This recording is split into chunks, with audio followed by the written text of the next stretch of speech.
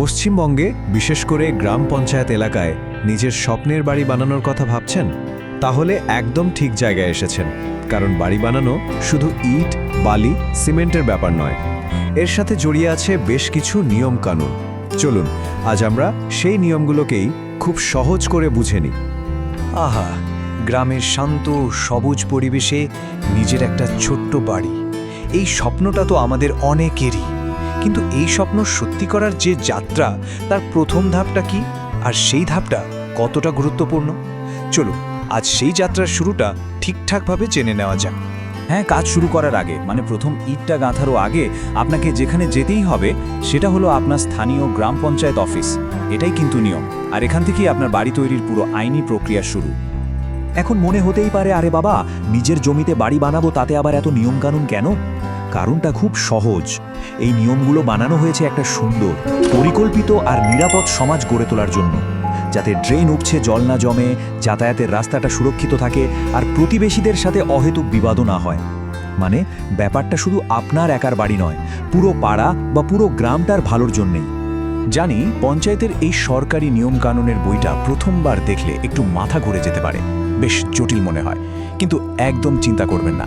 আমরা এখানে পুরো বিষয়টাকে ধাপে ধাপে সহজ ভাষায় আপনাদের সামনে তুলে ধরব, যাতে গোটা ব্যাপারটা বুঝতে কোনো অসুবিধাই না হয়। তো চলুন আর দেরি না করে মূল পর্বে ঢোকা যাক।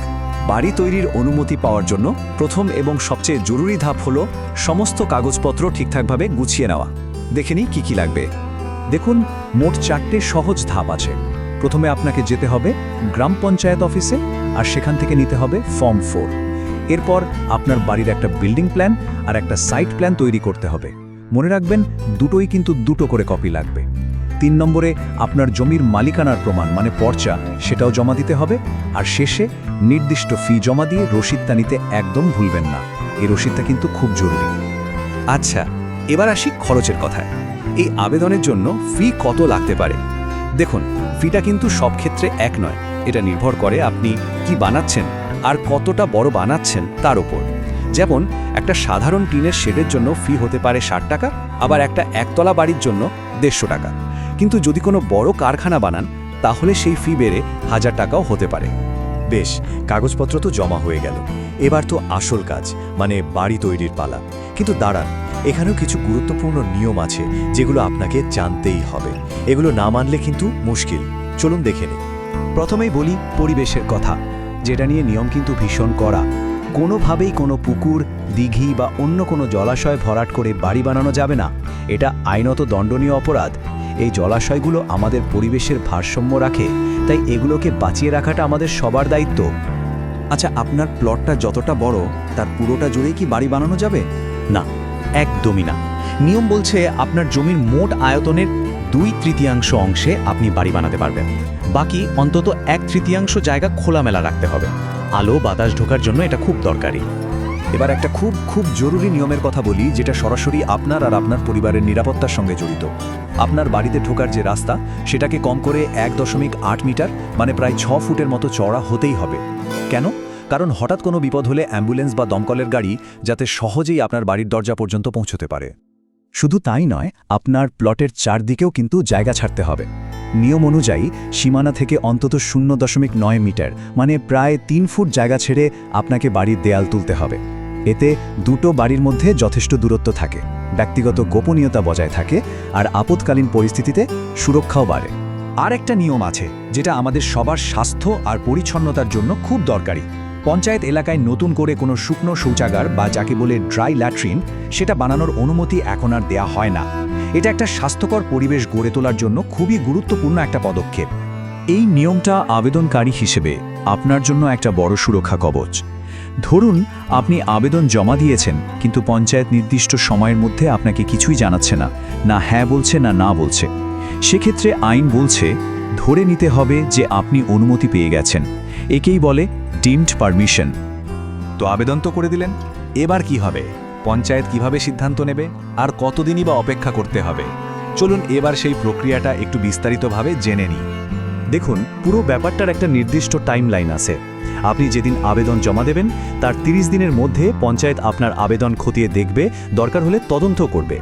আর আবেদন জমা দেওয়ার 60 দিনের মধ্যে তারা তাদের চূড়ান্ত সিদ্ধান্ত আপনাকে জানাতে বাধ্য। এই সময়সীমাটা জেনে রাখা খুব জরুরি।